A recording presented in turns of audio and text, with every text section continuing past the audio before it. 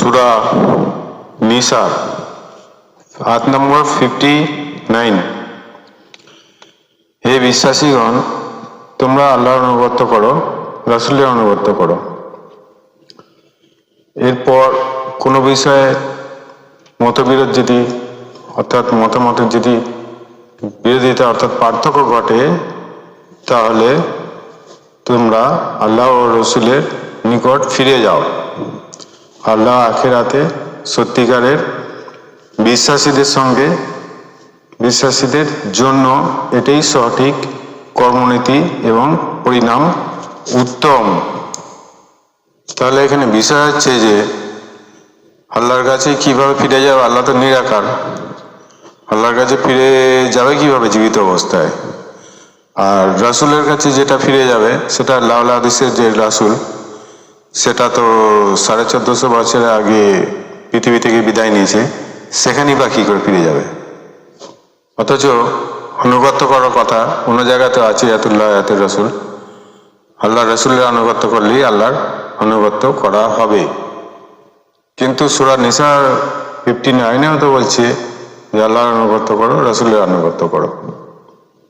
আবার সূরা হুজরাত সূরার 49 নম্বর, হুজরাত সূরার 1 নম্বর আয়াতে সেখানে কি বলছে যে বিশ্বাসীগণ আল্লাহ ও রসুলের সামনে কোনো বিষয়ে আগে বেড়ে প্রবৃত্তি অনুযায়ী কথা বলো না। খেয়াল খুশি মতো কথা বলতে নিষেধ করতে বলছে। সবসময় আল্লাহর সচেতন থাকো, অবশ্যই আল্লাহ সব শোনেন আর সব জানেন। তাহলে রসুলের কথার আগে বেড়ে বেড়ে যদি কেউ কথা বলে, সেটাও আল্লাহ শোনেন এবং জানেন। অতএব রসুলের কথার আগে প্রবৃত্তি অনুসরণ করে আগে বেড়ে বেড়ে কথা বললে সেখানে আল্লাহ শুনবে এবং আল্লাহ জানবে।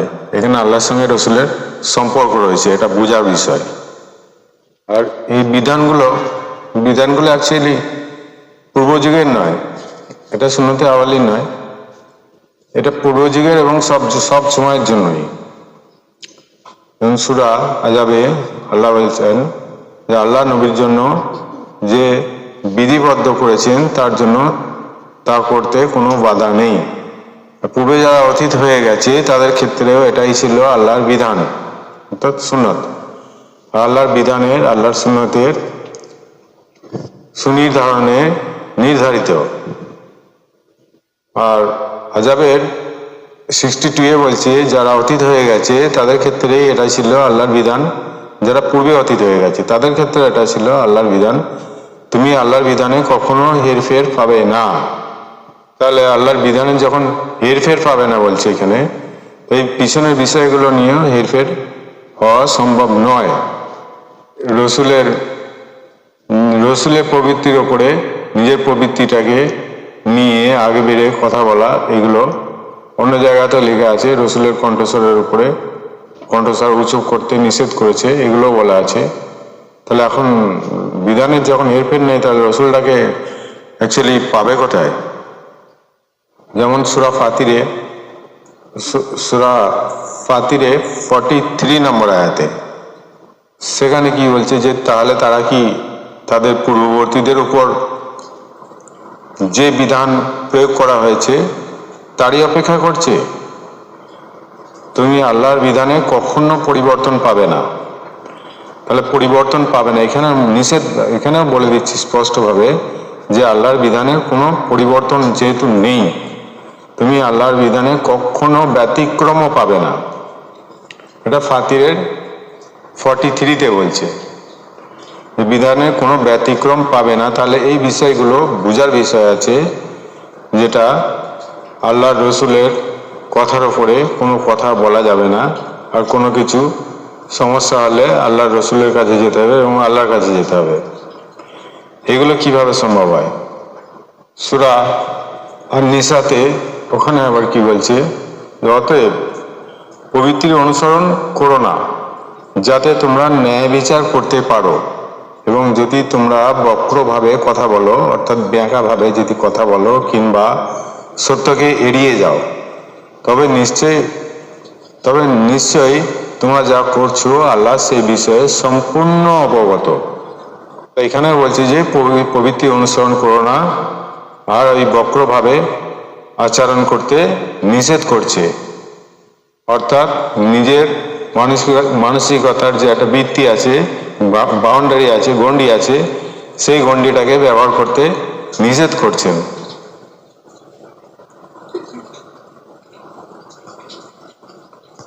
সূরা সাদে 26 নম্বর আয়াতে বলছে যে এবং প্রবৃত্তির অনুসরণ করো না, কেননা তোমাকে আল্লাহর পথ হতে বিচ্যুত করে ফেলবে, আল্লাহর পথ থেকে দূরে সরিয়ে ফেলবে।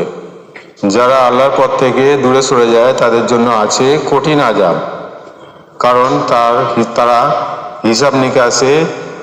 হিসাবে নিকাশের দিনকে ভুলে গেছে। আর এগুলো জানার পরে যদি কেউ ভুল করে সেটা মারাত্মক অপরাধ। আর যে জানে না তাদের বিষয়টা সম্পূর্ণ আলাদা, জেনে শুনে যে করবে সে তো বিশ্বাসঘাতকের জায়গায় চলে যাবে, তাদের শাস্তি আরো কঠিন। সূরা নিসার 115 নম্বর আয়াতে বলছি, কিন্তু কেউ যদি সত্য জানার পরেও রসুলের বিরোধিতা করে এবং বিশ্বাসীদের পথ ছাড়া ভিন্ন পথ অনুসরণ করে, আমি তাকে পছন্দের ওপর তাকে ছেড়ে দেব, পরিণামে জাহান্নামের আগুনে নিক্ষিপ্ত হবে, আর থাকার জন্য এটি নিকৃষ্টতম স্থান, মানে জঘন্য স্থান। 87 নম্বর সূরা আলাতে 16 নম্বর আয়াতে বলছে যে এত কিছু জানার পরেও তোমরা পার্থিব জীবনকে প্রাধান্য দাও, অথচ পরকালই স্থায়ী ও মহাকাল কল্যাণময়। এত কিছু জানার পরেও যদি তোমরা পার্থিব জীবনকে প্রাধান্য দাও, তাহলে এর জন্য খুবই খারাপ পরিণতি। এখানে নিষেধাজ্ঞা সূরা হুজুরাতে আমি তো বলেই গেলাম আগে, বিশ্বাসীগণ আল্লাহ ও রসুলের সামনে আল্লাহ ও তার রসুলের সামনে কোনো বিষয়ে নিজেদের খেয়াল খুশি অর্থাৎ প্রবৃত্তির উপর নির্ভর করে আগে বেড়ে কথা বলো না, সবসময় আল্লাহর সচেতন থাকো। তাহলে এখানে বলছে সবসময় আল্লাহর সম্বন্ধে সচেতন, অর্থাৎ নিজস্ব চেতনা, মানে নিজস্ব আল্লাহর বিষয়ে নিজস্ব চেতনায় থাকো। অবশ্যই আল্লাহ সব শোনেন আর সব জানেন। এরপরও যদি কেউ ভুল করে এই বিষয়গুলো নিয়ে, তাহলে সে ভুলের শাস্তি সে নিজে পাবে, জানার পর করলে তো আরো কঠিন শাস্তি। এগুলো আমি বলছি না, এগুলো কোরআনই বলছে, আল্লাহ কোরআনে উল্লেখ করে দিয়েছেন। কারণ হচ্ছে যে প্রবৃত্তির অনুসরণ তো সবাই করে, যারা মানুষ বাদ দিয়ে যারা অন্যান্য জীবজন্তু আছে তারাও বাচ্চা, যেমন পাখি পেটে যখন ডিম আসে তারাও তাদের বাসা তৈরি করে, উভয় মিলে বাসা তৈরি করার ব্যবস্থা করে যাতে ডিম পড়ে নষ্ট না হয়ে যায় এবং সংরক্ষণের জন্য নিশ্চিন্ত জায়গায়, নিরাপদ জায়গায়। আর বাচ্চা হওয়ার পরেও তারা উভয় মিলে তাই সেই বাচ্চাকে খাবার এনে দেয় যতক্ষণ না সে নিজে খেতে পারছে বা উঠতে পারছে। তো সেগুলো তাদের মধ্যে মনুষ্যত্ব জ্ঞান ভালো রকম আছে। কুকুর, বিড়াল, বিভিন্ন রকমের জন্তু আছে, তারা তাদের বাচ্চাকে লালন পালন করে এবং তাদের খাবারও নিয়ে এসে দেয়, এমনকি পেট থেকে বার করেও খাইয়ে দেয় তাদের কাছে। এইগুলো তারা জন্তু হতে পারে, কিন্তু যে জন্তুগুলো মানুষের থেকেও দুরাচার করে তাদের কাছে বলছে জন্তুর থেকেও অধম, নিকৃষ্ট, একদম অধম মানে নিকৃষ্ট। কিন্তু ওরা তো অতটা নিকৃষ্ট নয় মানুষের মতো, কিন্তু এইগুলো কি পার্থিব বিষয়গুলো জন্তুদের মধ্যে মানে মানুষের থেকেও অনেক গুণ বেশি আছে। ওদের মানে বাচ্চাদের লালন পালন, ওদের বাসা বাঁধা বা আরও বিভিন্ন বিষয় আছে, তারা সচেতন থাকে। তাদের উপরে যারা মানে কোনো হিংস্র প্রাণী জন্তু যদি তাদের ঘরে অ্যাটাক করে, সেখান থেকে বাচ্চাদের ঘরে রেহাই দিয়ে বাঁচিয়ে নেওয়ার চেষ্টা করে, তাতে করে নিজেদের জীবনও অনেক সময় চলে যায় বাচ্চাকে বাঁচাতে গিয়ে। তাহলে ওদের মনুষ্যত্ব জ্ঞান অনেক বেশি। আর যারা মনুষ্যত্ব জ্ঞান যে মানুষ হারিয়ে ফেলেছে তাদের এখানে বলছে যে তোমরা পশুর থেকেও, অর্থাৎ তারা হচ্ছে পশুর থেকেও নিকৃষ্ট। কতটা খারাপ কথা। তাহলে এই প্রবৃত্তির অনুসরণ অর্থাৎ পার্থিবের অনুসরণ, পার্থিবের অনুসরণ যেটা মানুষ করে, কিন্তু ধর্মের সঙ্গে কর্মটাকে মিলিয়ে রাখতে পারে না। খাওয়ার সঙ্গে যেমন দাওয়াটাকে মিলিয়ে রাখতে হবে, অর্থাৎ যেটা খাবে সেটা যেন ক্ষতি না হয় শরীরে, সেরকম জিনিস খেতে হবে। আর ধর্মের সঙ্গে কর্মের সঙ্গে ধর্মটাকে যখন মিলিয়ে রাখবে, তাহলে সেই কর্মটা অধর্ম হবে না, অর্থাৎ পাপী হবে না, সে ভুল হবে না তার। তাহলে সেই অনুযায়ী কর্ম করতে হবে। আর সবসময় যদি ওই পৃথিবীর ওই পার্থিব্যর দিকে ধেয়ে থাকে, তাহলে পার্থিব্যর দিকে তো জন্তুরাও ধেয়ে আছে, পার্থিব্যর দিকে অনেক জন্তু ধেয়ে আছে। কিন্তু মানুষকে কি করতে হবে, ধর্মের সঙ্গে কর্মের সঙ্গে ধর্মটাকে মিলিয়ে রাখতে হবে। ওই কর্মটাকেই মোহাচ্ছন্ন, পার্থিব কর্মটাকে মোহাচ্ছন্ন করায় রাখা যাবে না। পার্থিব কর্মটাকে যদি মোহাচ্ছন্ন করে রাখি, মানুষ হচ্ছে আশরাফুল মখলুকাত, সৃষ্টির শ্রেষ্ঠ। একে পৃথিবীতে পাঠানো হয়েছে শুধুমাত্র ভুলটাকে সংশোধন করার জন্য।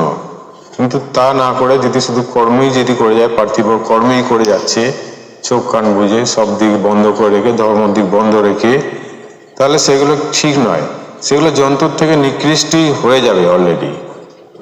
সেই জন্য 3 নম্বর সূরা ইমরানের 14 নম্বর আয়াতে বলছে, মানুষকে মোহাচ্ছন্ন করে রেখেছে যেগুলো অসহায় মানুষ, সন্তানাদি, অসহায় মানুষ, ছেলেপুলে, সোনা রূপা, বাছাইকৃত তেজি ঘোড়া, গৃহপালিত পশু, ক্ষেত খামার, সবই হচ্ছে ক্ষণস্থায়ী পার্থিব জীবনের ভোগ্য বিরাস। এগুলো হচ্ছে ভোগ্য সামগ্রী, এগুলো পার্থিব জীবনে দুনিয়াদারির মধ্যে এগুলো হচ্ছে ভোগ সামগ্রী।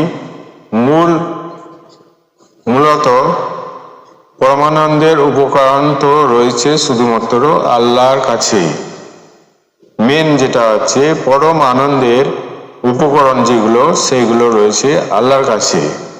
যদি আল্লাহর কাছে থাকে, সেগুলো রসুলের কাছে উদ্ধার করে নিতে হয়, সেটাকে রসুলের কাছ থেকে জেনে নিয়ে সেই অনুযায়ী কাজ করা দরকার। আর শুধুমাত্র ওই মানুষকে মোহাচ্ছন্ন করে রেখে দিয়েছে যেটা কমজোর মানুষ, তারপরে ছেলেপুলে, সোনা রূপা, বাছাই করা ঘোড়া গবাদি পশু, ক্ষেত খামার, এগুলো ক্ষণস্থায়ী, এগুলো পার্থিব জীবনের ভোগ সামগ্রী, ভোগের জিনিসপত্র। সেগুলোর দিকে যদি ধ্যান রেখে দেয়, আর রসুলের আল্লাহ যে রসুলকে যে বিধানটা দিয়েছে, সেই বিধানটা যদি না শোনে না মানে, তাহলে তাদের কি হবে, তাদের পরিণতি খুবই খারাপ হবে। এটা সূরা ইমরানের 14 নম্বর আয়াতের ব্যাখ্যা। বৃষ্টি অতিরিক্ত হচ্ছে, আমি ভিডিও বড় করছি না, আপনারা বিরক্ত হয়ে যাবেন। আর আমিও বৃষ্টির কারণে বেশি বলতে পারছি না, ক্ষমা করবেন। আমি সবাইকার শুভ কামনা করে আমি আমার ভিডিও এখানেই ইতি করছি। সবাই সুস্থ থাকুন এবং আল্লাহর বিধানটাকে মানার চেষ্টা করুন। আল্লাহর বিধানে যেগুলো আমি বলে গেলাম, সেগুলো রসুলের অনুগত্য করো, তাহলে আল্লাহর অনুগত্য করা হবে। রসুলকে ফলো করলেই আল্লাহকে ফলো করা হবে। অ্যাকচুয়ালি রসুলের মধ্যে যে একটা জ্ঞান যেটা দেওয়া হয়েছে, সেই জ্ঞানটা হচ্ছে ঐশী জ্ঞান, অন্য কিছু নয়। পবিত্র না হলে তো একে একে স্পর্শ করেন। ইহাকে বলতে এটা কোনো বস্তু না, এটা হচ্ছে ব্যক্তিবাচক। যে ব্যক্তির মধ্যে ঐশী জ্ঞান আছে তাকেই বোঝায় যে পবিত্র ছাড়া ইহাকে কেউ স্পর্শ করতে পারবে না। ইহাকে বলতে কি, যার মধ্যে ঐশী জ্ঞান আছে তাকে কেউ স্পর্শ করবে না। কি দিয়ে স্পর্শ করবে? হাত দিয়ে তো স্পর্শ হয় না, জ্ঞানকে জ্ঞান দিয়ে প্রত্যক্ষ করতে হয়। সেই জন্য বলছি যে জ্ঞানকে জ্ঞান দিয়ে প্রত্যক্ষ করতে পারবে না পবিত্র ছাড়া।